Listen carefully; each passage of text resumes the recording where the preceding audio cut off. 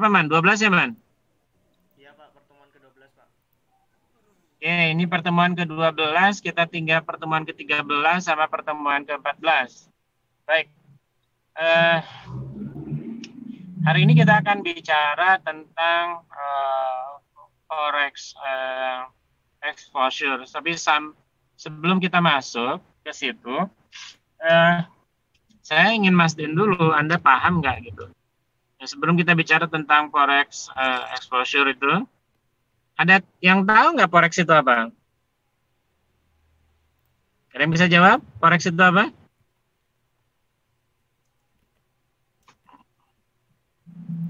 Alvan. Apa itu forex, Pan?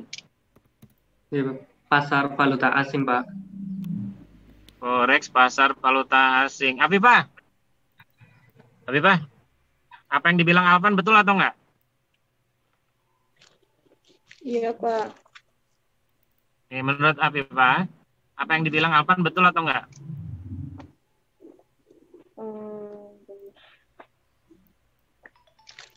Forex. Nah, coba siapa ini? Alfi Rizky. Saya manggilnya apa ini? Al, Fir, Riz, atau Ki? Suaranya mana? Saya manggil kamu harusnya apa sih? Iya. Iya, saya harusnya manggil kamu apa? Alfi Rizky, Pak. Fir. Terserah sih. Oh, dipanjangin. Oke, Alfi Rizky. Menurut kamu apa yang dibilang tadi apa namanya, Alvan? Betul atau enggak?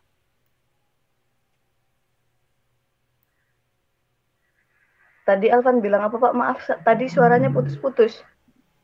Masih putus-putus. Oke, saya tanya lagi ke Alvan. Van, kamu ngomong apa tadi, Van? Katanya suara kamu putus-putus. Coba disambungin, Van. Forex itu pasar valuta asing, Pak. Oke, kata Van, saya ulang ya. Forex itu adalah pasar valuta asing. Alfi Rizky, betul atau enggak? Bisa benar sih, Pak. Tapi kalau menurut saya, yang transaksi pertukaran mata uang asing. Oke. Sama hampir. Liliana. Baik, Pak. Liliana. Forex itu kan menurut kamu, Pi? Dari forex exchange. Menurut kamu yang betul siapa? Alvan atau Alfi Rizky? Gimana, Pak? Menurut kamu yang betul siapa? Alvan atau Alfi Rizky? Alfi Rizky. Alfi Rizky. Anwar Sadid.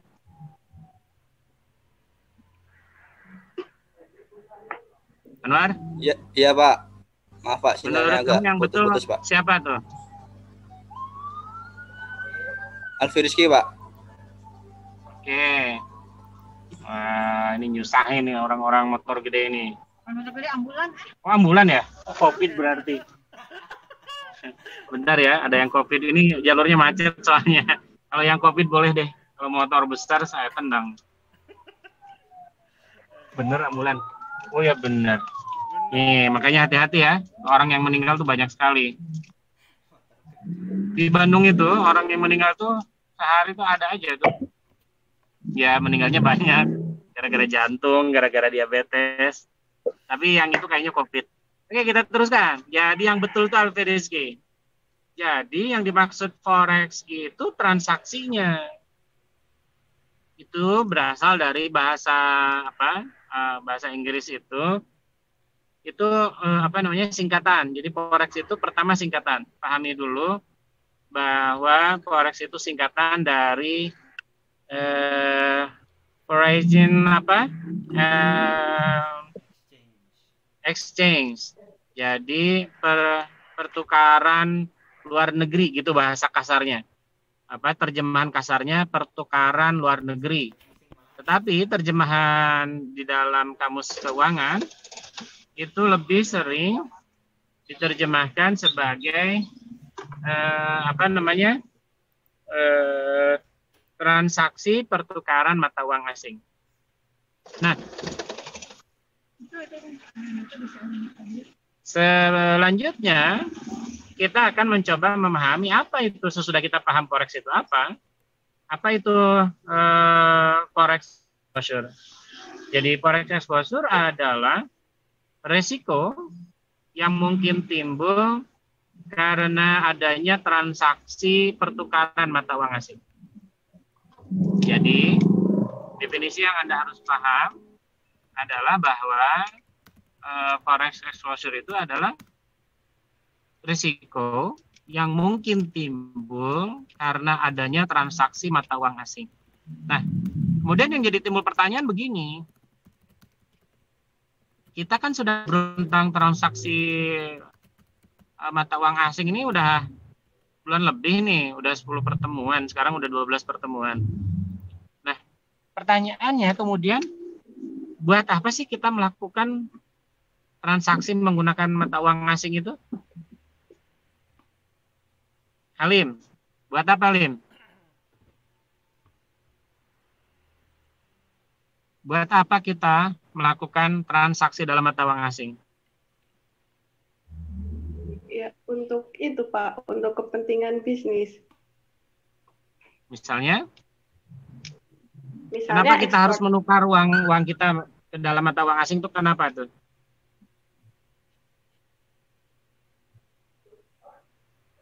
Karena harus ya Pak.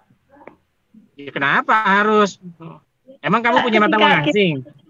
Transaksi Halim, ini, iya Pak, gimana? kamu punya mata uang asing nggak? Punya. Oh, nah kamu kenapa punya? Pertanyaannya, kamu mata uang asing yang kamu punya apa? Itu Saudi. Oke. Nah, pertanyaannya ada dua.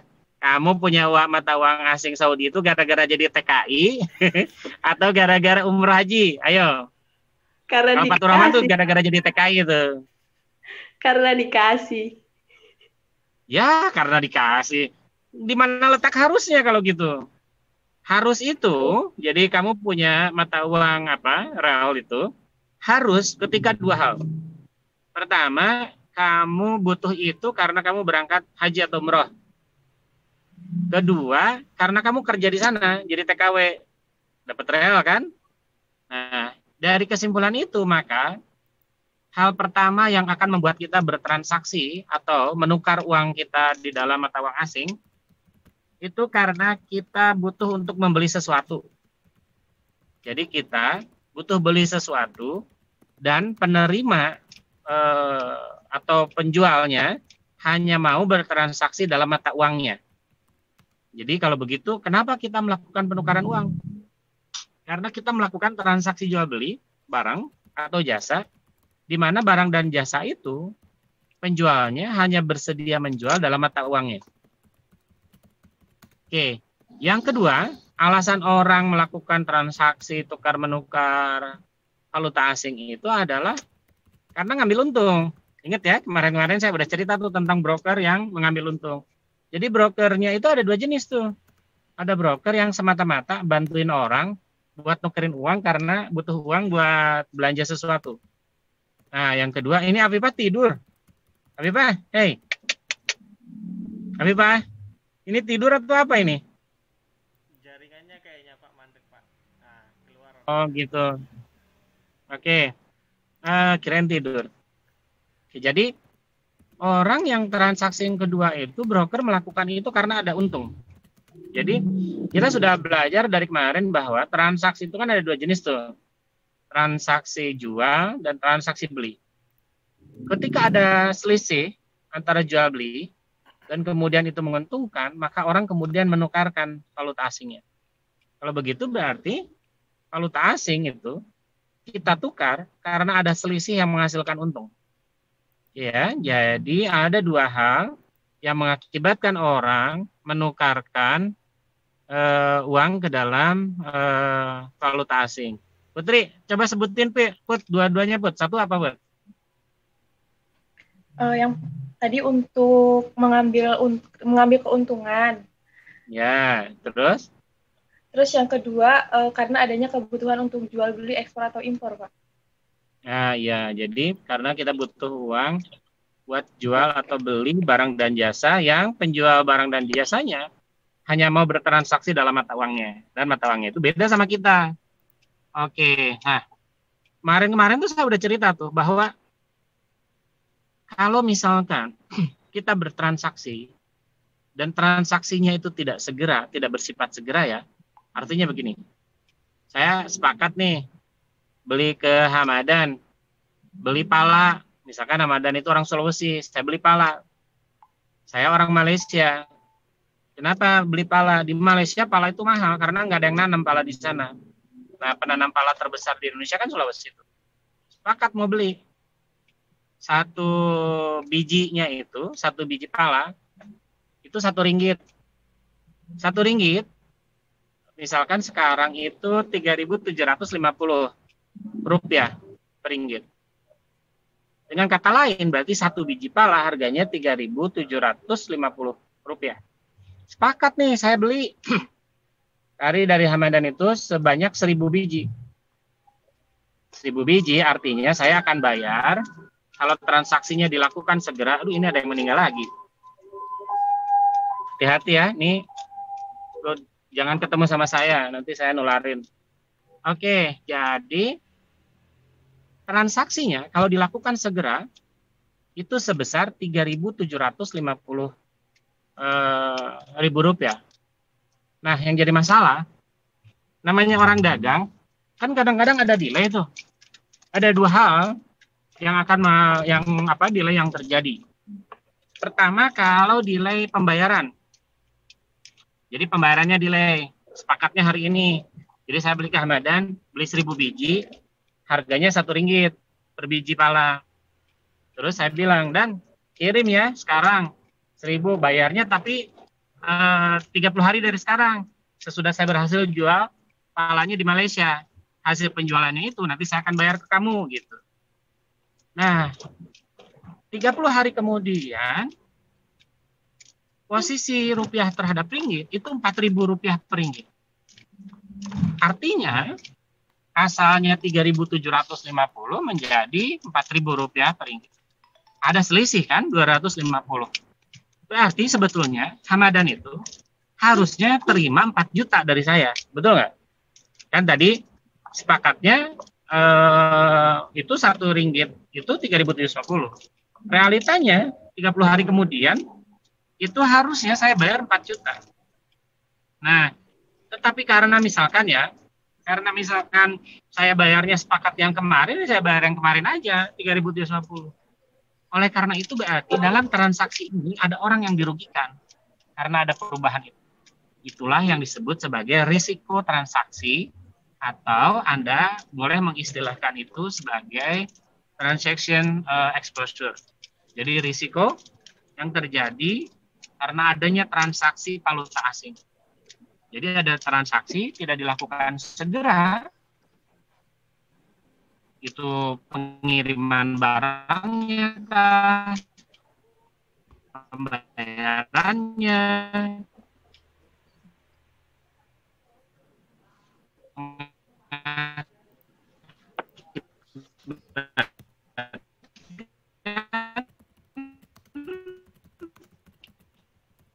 ada perubahan harganya, tentu perubahan harga yang tidak langsung tukarnya berubah, akibatnya pembayarannya berubah.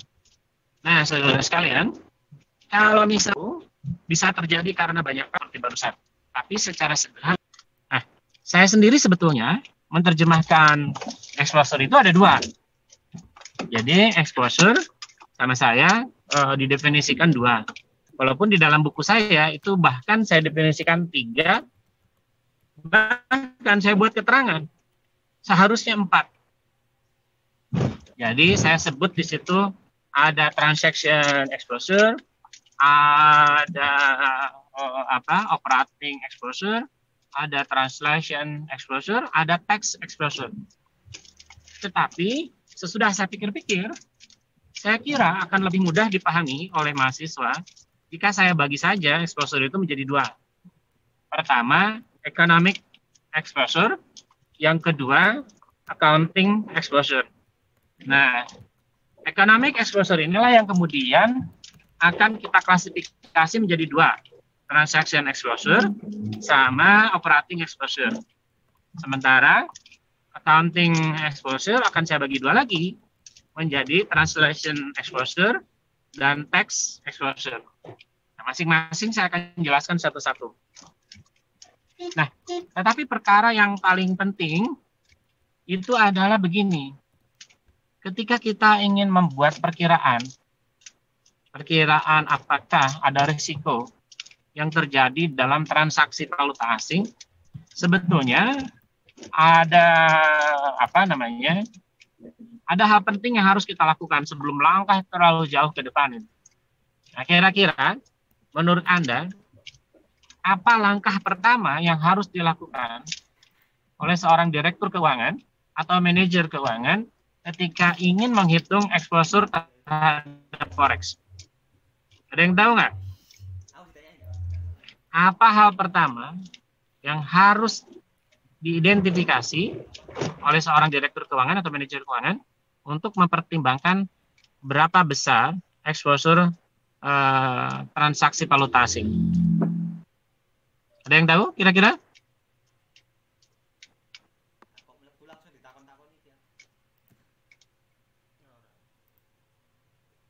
Ya, tahu nggak? Melakukan forecast, Pak, atau peramalan valuta asing. Melakukan? Melakukan peramalan valuta asing. Belum sampai situ. Ayo, Ajis, kira-kira Ajis apa Ajis yang harus pertama dilakukan, Ajis?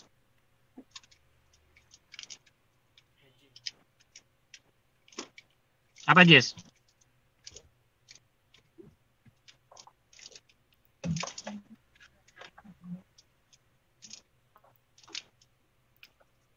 Yes. Ajis. Jis ngomong, Jis. Apa yang harus dilakukan pertama kali, Jis?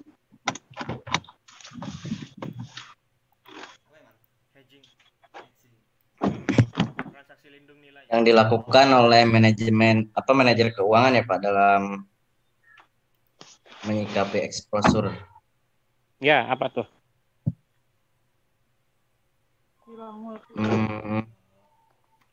Analisa perkembangan dari kursnya.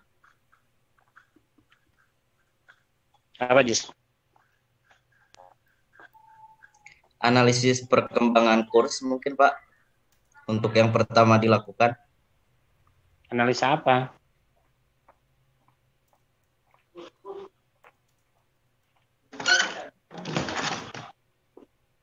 Apa kira-kira, Jis?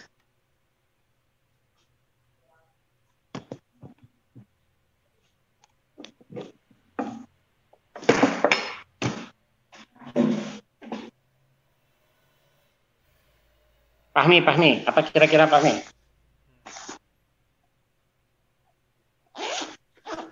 Bentar, Pak. Apa yang harus pertama kali dilakukan ketika orang akan melakukan analisis terhadap forex exposure itu?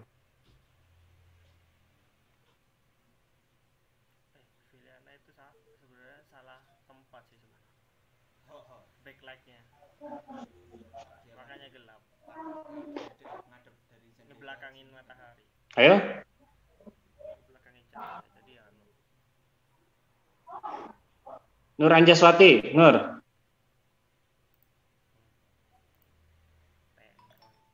Nur.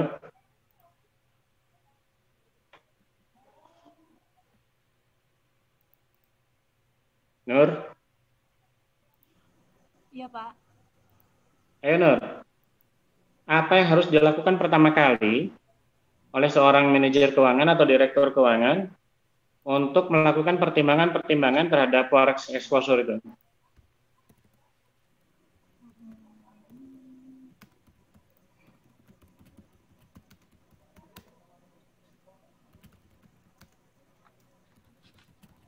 Nur?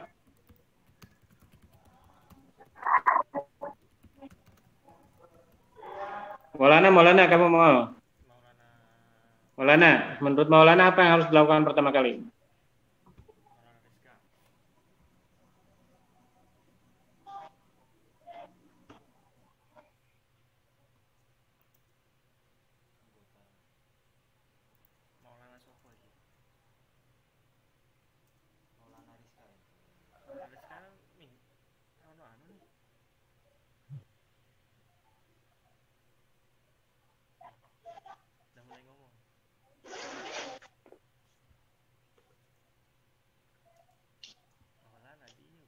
Ayo, kenapa nggak ada yang jawab?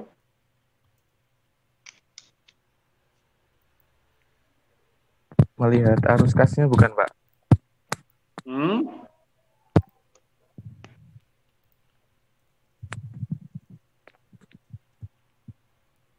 Pak, coba Pak, menurut kamu apa Pak? Apa yang harus dilakukan pertama kali? Ya Pak, melihat kenaikan valuta asing bukan Pak?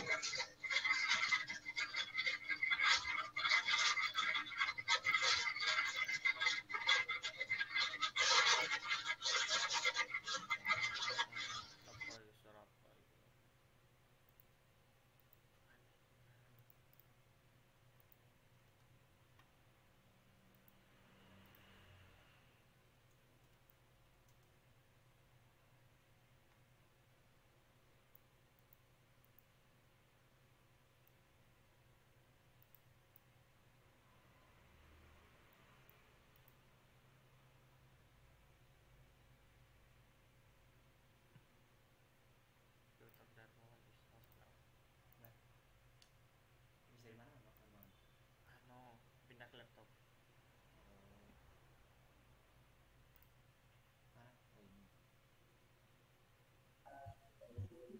Bisa dengar suara saya? Bisa Pak. Oke, saya udah sampai. Bentar ya. Nah, apa yang harus kita timbang ketika kita akan melakukan forex exposure itu? Pertama, yang harus kita timbang adalah cek dulu kita perusahaan multinasional atau bukan gitu. Bentar. Waduh.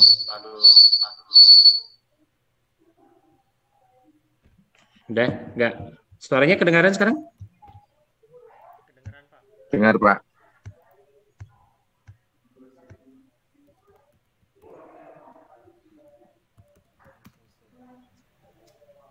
Man, bisa dengar suara saya nggak, Man? Bisa Pak, bisa Pak.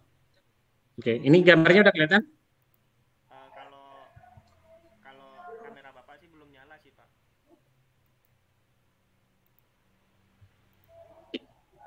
Bentar. Sorry ya, ini apa di perjalanan.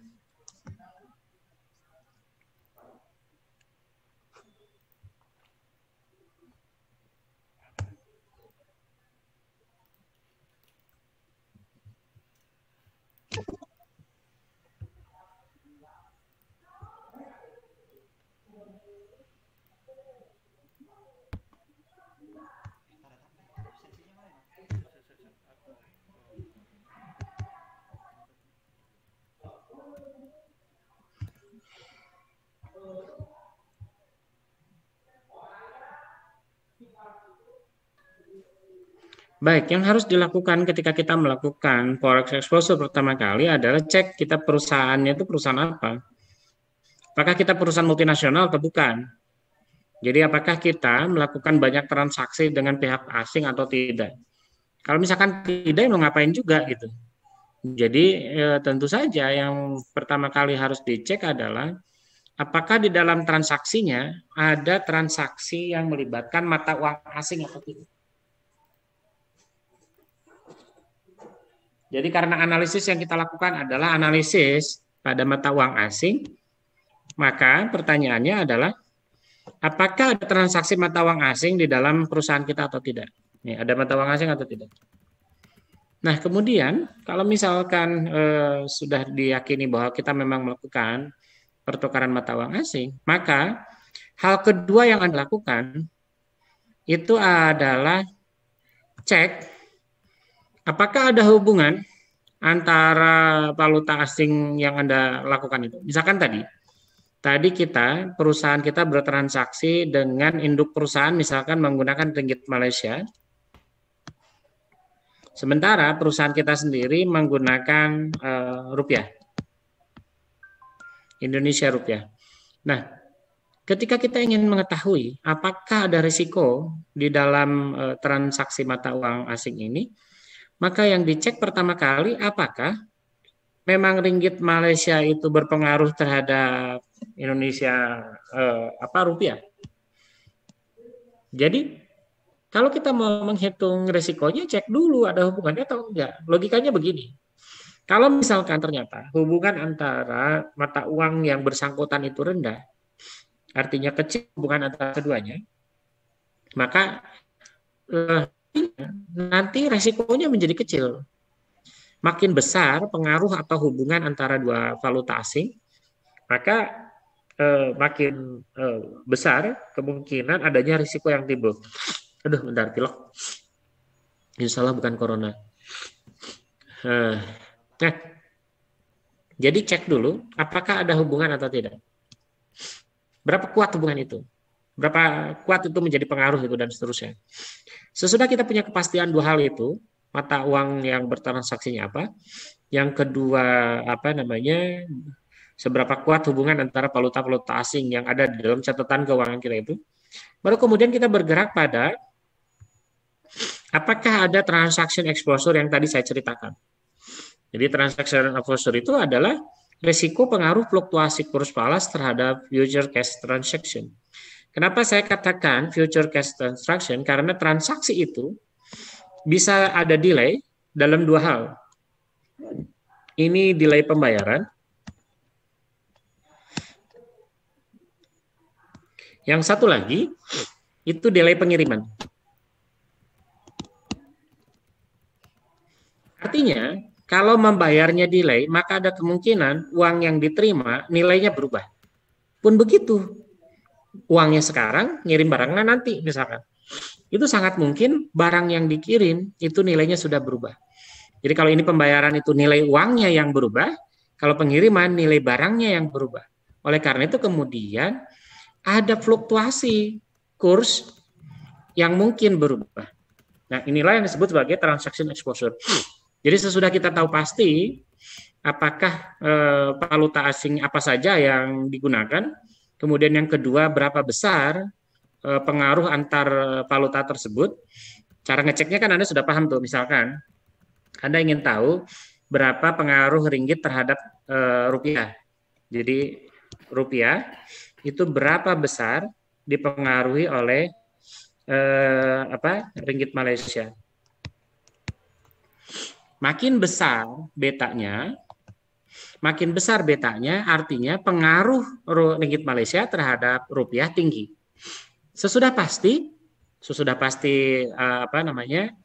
apa saja, kemudian apakah pengaruhnya besar atau kecil, maka langkah berikutnya adalah apakah transaksi yang dilakukan itu hanya dua valuta atau lebih dari dua. Jika hanya ada dua valuta, maka perhitungannya sederhana sekali. Hitung in dengan out.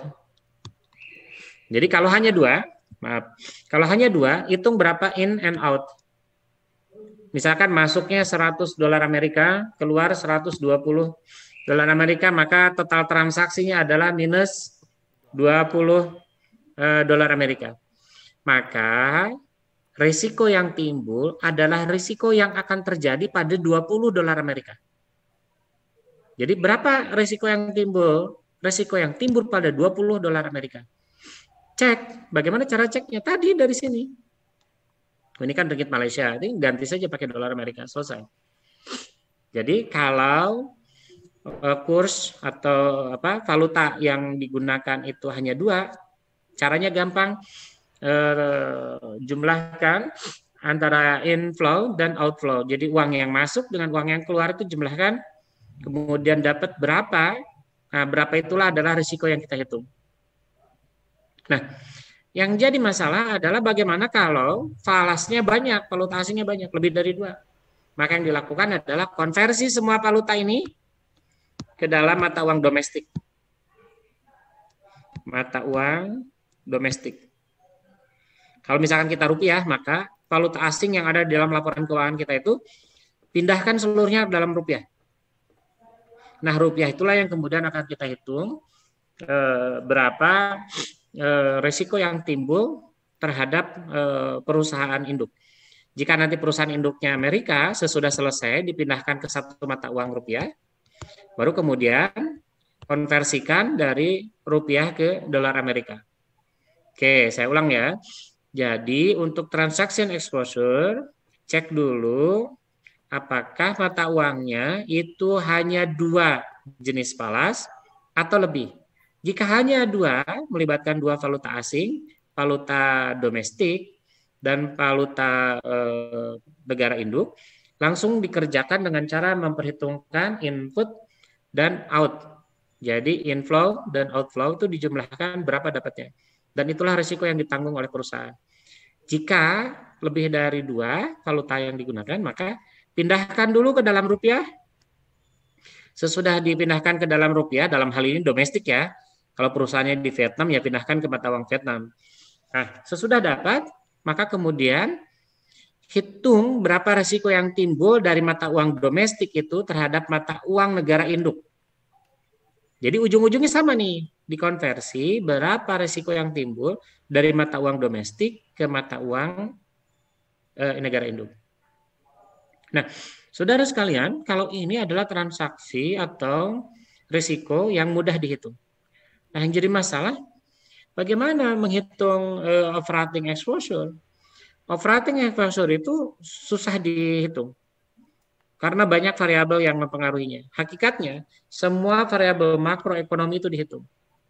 Jadi, variabel makroekonomi itu bisa terjadi karena, variabel makroekonomi itu bisa berpengaruh langsung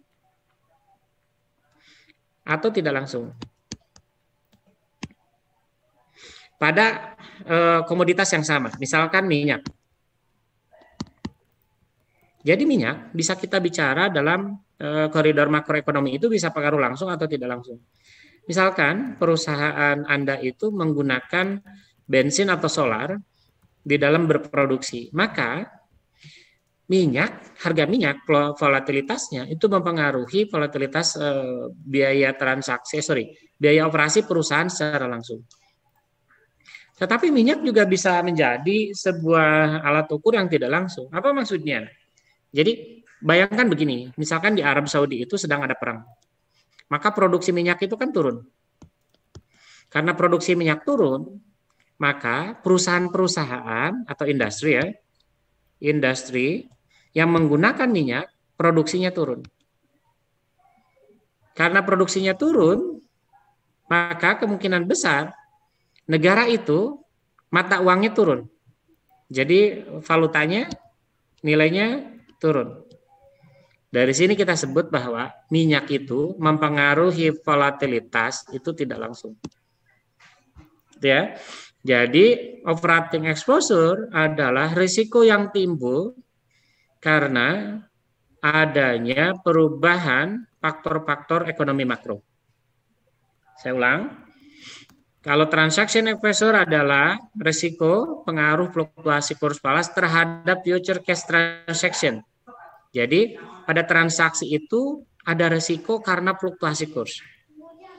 Kalau operating exposure itu risiko yang timbul karena tadi fluktuasi kurs falas mempengaruhi makroekonomi, makroekonominya mempengaruhi biaya operasi perusahaan. Jadi operating exposure itu risiko yang timbul karena perubahan makroekonomi yang mengakibatkan perubahan biaya operasi. Saudara sekalian, ada satu lagi exposure yang mungkin harus kita hitung. Namanya translation exposure. Translation exposure ini bisa Anda baca kalau di laporan keuangan itu Anda bisa lihat di consolidated financial statement. Jadi di laporan keuangan bagian akhir itu biasanya ada laporan konsolidasi. Laporan konsolidasi. Nah, laporan konsolidasi ini nanti menceritakan apakah ada hal yang berubah di dalam laporan keuangan karena penggunaan valuta yang berbeda. Nanti Anda bisa cek. Jadi, accounting exposure adalah risiko perubahan valuta kurs falas terhadap laporan keuangan konsolidasi perusahaan. Jadi kalau tadi itu risiko perubahan terhadap transaksi keuangan di masa depan. Yang kedua, risiko perubahan makroekonomi terhadap biaya operasi perusahaan. Ketiga, risiko perubahan valuta keuangan konsolidasi.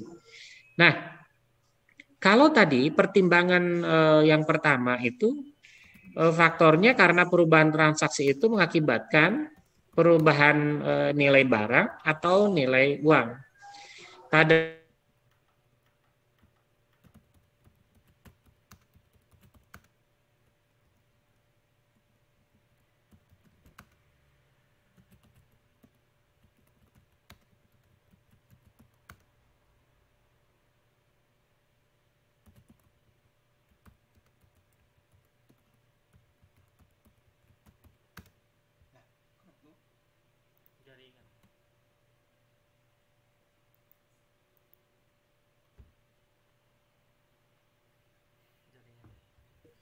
Oke, kita masuk lagi.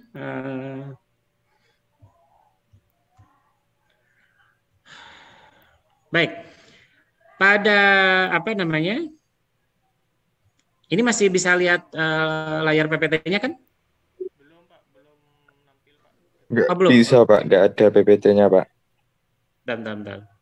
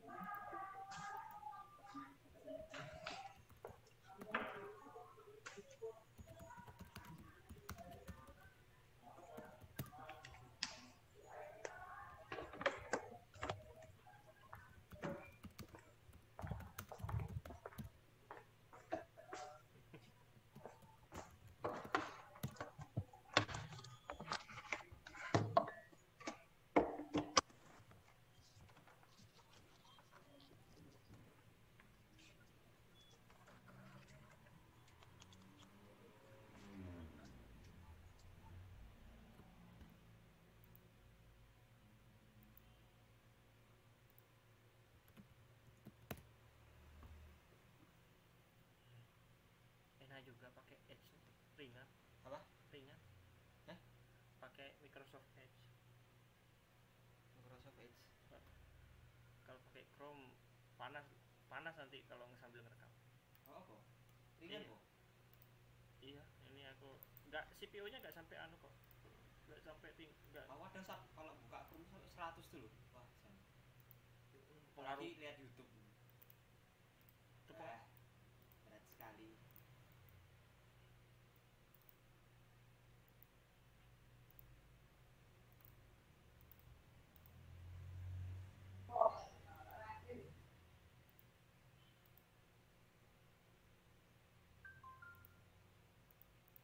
Jadi Rarai udah tok chat belum nih?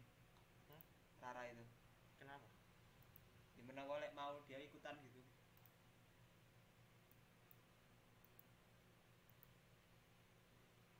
Oh jadi tim ses. Kan dia nggak ikut TMI gitu.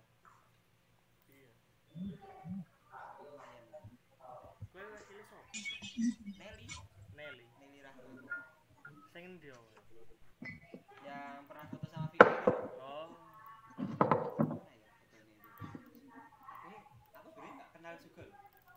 Tapi kenapa dia yang di rekomendasi Suyaki? Sudah kelihatan PPT-nya belum? Sudah, Pak. Oke, baik. Nah, ketika kita mau melakukan analisa terhadap accounting exposure itu, hal yang kita perhatikan ada 3. Pertama, cek yang kata saya tadi, apakah ada pengaruh atau tidak antara perusahaan induk dengan perusahaan cabang. Artinya, jika kemudian tidak ada pengaruh yang cukup signifikan, buat apa kita melakukan itu? Gitu. Yang kedua, masing-masing negara itu ada di mana? Jadi lokasi foreign subsidiary itu berada di mana? Ketiga, tentu karena ini adalah exposure accounting, maka kita harus mencek metode akuntansi yang digunakan. Misalkan kita di Indonesia itu menggunakan PSAK. Nah, ketika induk perusahaan itu ada di di Jepang, kita kan membuat laporan konsolidasi tuh. Jadi dari asalnya laporan Indonesia menjadi laporan keuangan yang bisa diterima di Jepang. Mungkin artinya tidak selalu sistem akuntansi yang digunakan itu sama. Nah, ketika sistem akuntansi berbeda, maka tentu akan menimbulkan laporan konsolidasi. Laporan konsolidasi ini beberapa hal bisa menjadi berubah karena valuta yang digunakan berbeda. Baik, kita ulang satu persatu ya, biar kalian tidak lupa.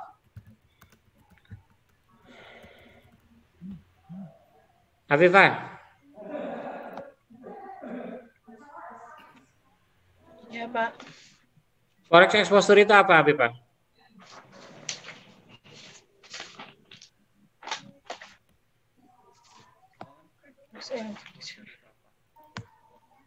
Resiko yang timbul adanya transaksi mata uang asing. Risiko yang mungkin timbul adanya transaksi mata uang asing. Ya, jadi forex exposure itu adalah risiko yang mungkin timbul karena terjadinya transaksi mata uang asing yang berbeda. Oke, berikutnya. Abdurrahman, di dalam melakukan analisis exposure ini, apa yang harus pertama kali kita lakukan? Betul-betul pertama kali, langkah pertama apa?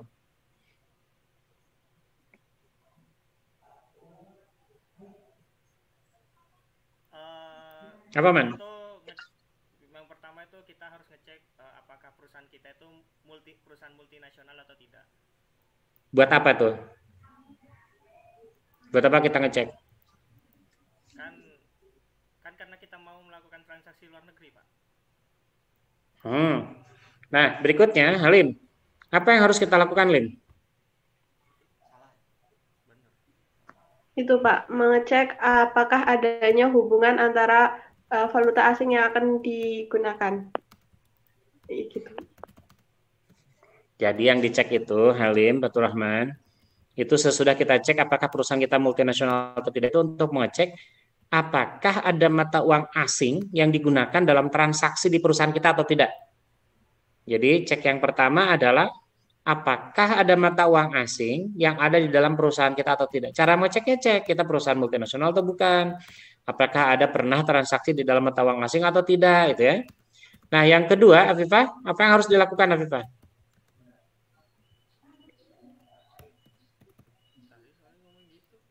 Afifah?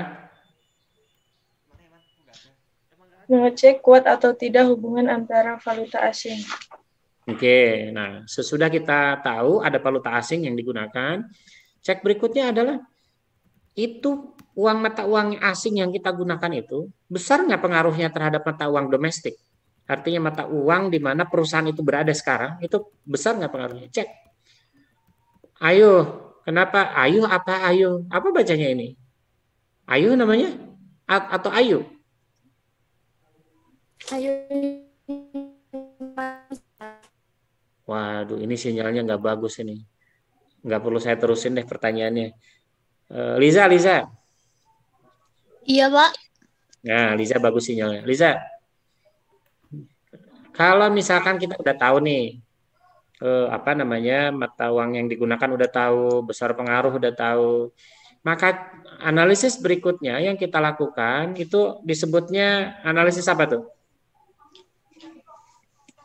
Disebut exposure itu kan ada 3 tuh, forex exposure itu ada 3. Yang pertama apa tuh?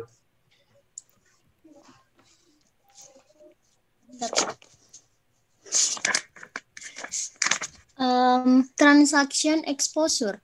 Apa tuh? Transaction exposure itu apa? Resiko atau pengaruh fluktuasi kurs falas terhadap future cash transaction. Nah, jadi kita akan harus menghitung apakah ada risiko yang ditanggung oleh perusahaan karena fluktuasi falas terhadap pembayaran barang dan jasa di masa depan. Nah, Anwar, Iya, Pak. Oke, ketika kita melakukan analisis terhadap transaction exposure, apa yang harus pertama kali kita cek itu? Apa yang harus pertama kali kita lakukan? Melihat apakah transaksi tersebut melibatkan dua valuta asing atau lebih. Nah, oke, jadi yang pertama kali kita lakukan adalah cek mata uang yang dilibatkan di dalam perusahaan kita, dalam kita berbisnis, itu ada berapa mata uang. Oke, Putri, memangnya kenapa, Put? Kalau dua jenis mata uang, kenapa? Putri?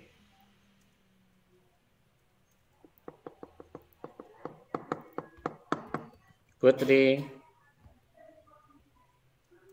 Put? Ini Man, kalau misalkan yang saya panggil nggak nyalain mic atau nggak nyalain video, berarti dianggap nggak hadir ya Man ya? Siapa? Yang hadir Piliana. Ya, oke. Tapi kalau nggak ngomong berarti kan nggak hadir tuh. Nah, Putri hadir. Ayo Put, ngomong Put. Kalau dua memang kenapa Put? Kalau dua itu nanti bisa dilihat untuk menentukan perkiraan ini Pak, yang perhitungannya. Kalau dua falas berarti nanti ngitungnya pakai inflow sama outflow. Digimanain tuh?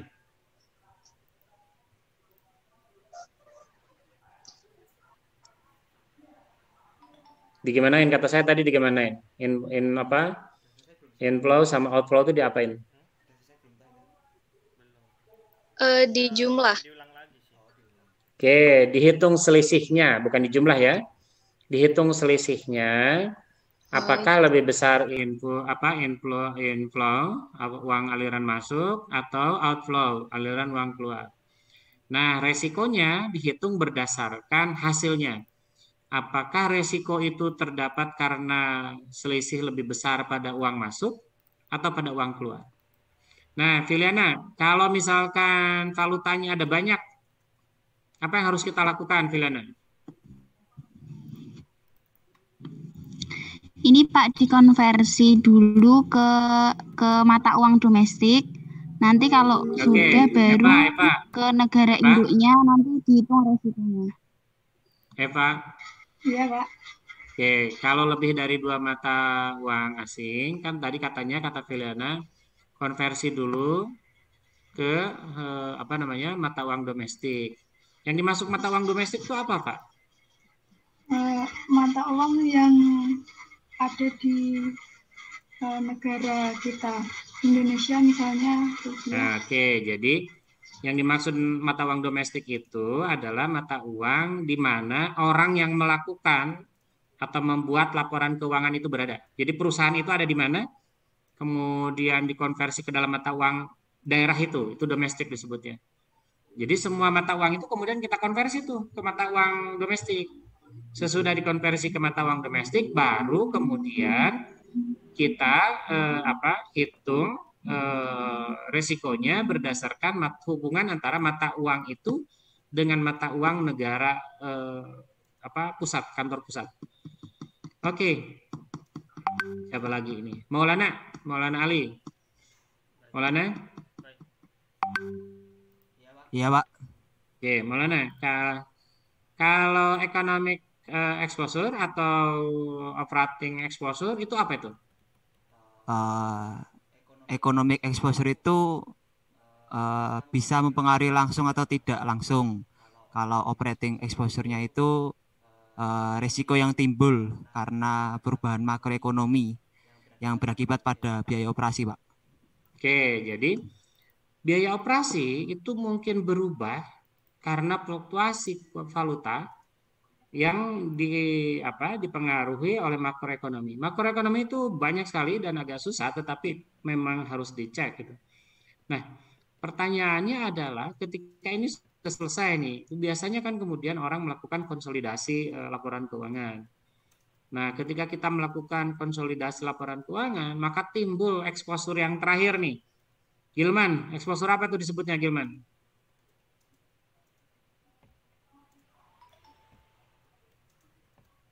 Gilman? Ya, Pak. Apa tuh? Exposure yang terakhir apa disebutnya?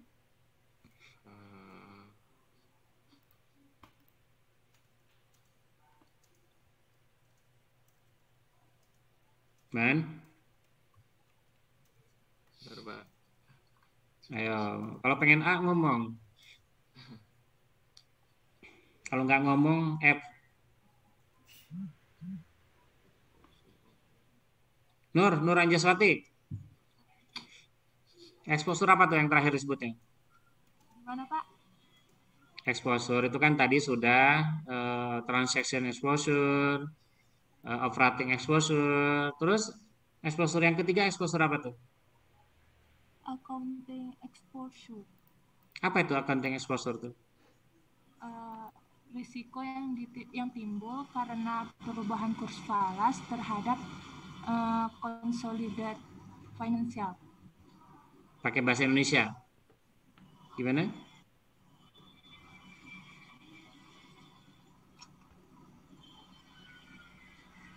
Ajis, pakai bahasa Indonesia, Ajis. Accounting exposure itu apa, Ajis? Sebentar, Pak. Ya, nyontek dulu. Langsung ngomong. Tadi kan dengerin. Ya. Ini Pak dari apa? Menimbulkan perubahan pada aliran kas real perusahaan. Cuman jadi exposure ini setelah adanya laporan keuangan konsolidasian dari seluruh perusahaan. Jis, gini aja yang gampang, Jis. Accounting exposure adalah risiko yang timbul karena adanya perubahan valuta yang mempengaruhi laporan konsolidasi keuangan gitu, atau laporan keuangan konsolidasi. Gitu aja, Jis ya. Jis? Pak. Oke. Maulana Rizka.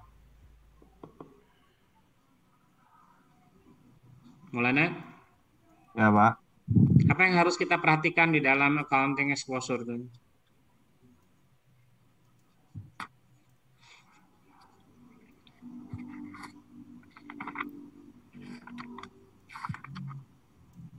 Ayo. Vidya nih baru datang nih. Vidya.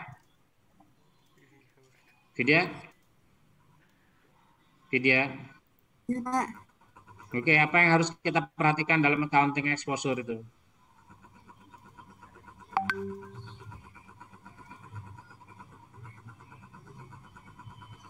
Vidya.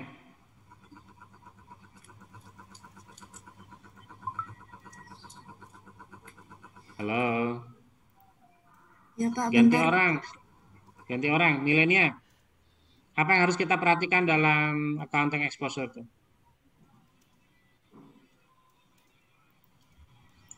Yang pertama itu ada tingkat atau kadar pengaruh subsidi luar negeri, Pak. Terus lokasi foreign subsidi. Maksudnya subsidi luar negeri apa tuh?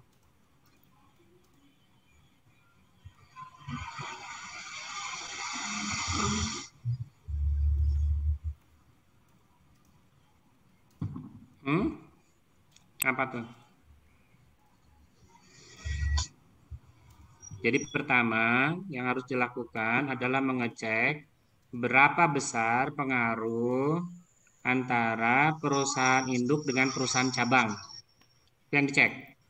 Aziza, yang kedua apa yang harus dicek Aziza dalam accounting exposure? Lokasi foreign subsidiary. Pakai bahasa Indonesia deh, kalau nggak bisa ngomong pakai bahasa Inggris, pakai bahasa Indonesia. Lokasi itu, Pak, negara induknya berada. Oke, jadi yang kedua harus dicek adalah di mana lokasi negara induk berada, di mana lokasi negara cabang berada. Ketiga, Safa Salma. Safa. Iya, yang Pak. ketiga harus dicek apa? Metode akuntansi yang digunakannya, Pak. Oke, jadi apakah sistem akuntansinya sama atau berbeda?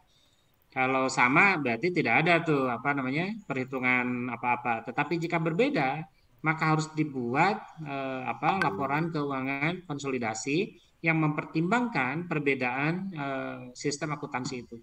Sistem akuntansi seperti yang saya katakan sebetulnya menginduk pada yang sama, sistem akuntansi internasional.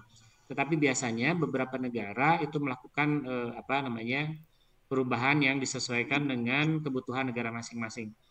Baik, terima kasih atas perhatiannya dan mohon maaf lain kali kalau ingin nilai besar dari saya gampang. Kalau saya tanya jawab, jangan diem. Ngomong sebisanya, salah nggak jadi masalah. Kayak Pak Rahman ngomongnya kan salah, tapi biarin aja, yang penting ngomong dulu. Jadi jangan uang gitu ya. Terus kalau nyontek jangan kelihatan gitu. Ajis itu betul itu, pas nyontek dia matiin kameranya, jadi nggak kelihatan. Oke, lain kali kalau saya bicara sinyalnya jelek Pak, jadi dimatiin.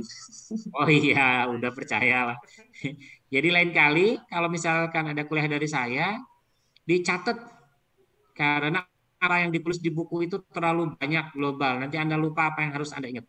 Sementara ketika saya menerangkan itu bagian yang penting-pentingnya saja. Kita akan ketemu pada pertemuan ke-13.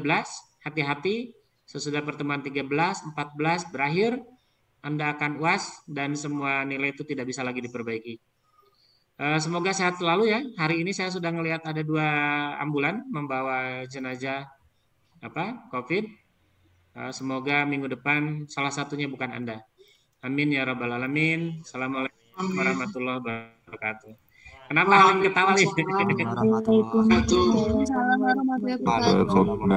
Bandung itu gampang sekali. Jadi kenapa saya selipin doa semoga minggu depan bukan kita? Karena di Bandung tuh gampang sekali ngeliat itu ambulan bolak-balik. Halim gimana kemarin? Iya Pak, di sini juga lagi tinggi banget Pak. Halim di mana itu? Di Purbalingga Pak, Jawa Tengah. Banyak ambulan bolak-balik? Iya, banyak. Nah, kalau ada ambulan bolak-balik, bilang hus-hus gitu ya. Nanti insya Allah nggak akan kena COVID. Ya, terima kasih ya, Fahmi. Sehat selalu ya, Fahmi. Amin, Liza, Pak. Dela. Amin. Jaga kesehatan, Dela. Nur Anjas, siapa lagi ini yang ada? Nih, Vidya. Ajis yang kameranya sinyalnya kurang bagus. Semoga kapan-kapan bisa beli simpati. Atau apa ya, yang bagus lah pokoknya sinyalnya. Saya doain. Alibi Pak Ajis. Ini udah Telkomsel Pak. Oh udah Telkomsel. Semoga Alibi Pak Ajis Pak. Minggu depan diganti jadi Telkom tuh apa satu lagi sih? Bayu. Ya pokoknya yang mahal lah. Semoga minggu depan beli yang mahal. Pasang wifi kayaknya Pak. Iya haruslah. Di tower Jis. Jangan bergaya kayak orang miskin, harus bergaya kayak orang kaya itu. Belagu aja dulu. Nanti kayak benerannya belakangan. Oke ya, terima kasih. Assalamualaikum warahmatullahi wabarakatuh. Udah. Waalaikumsalam warahmatullahi wabarakatuh. Waalaikumsalam warahmatullahi wabarakatuh.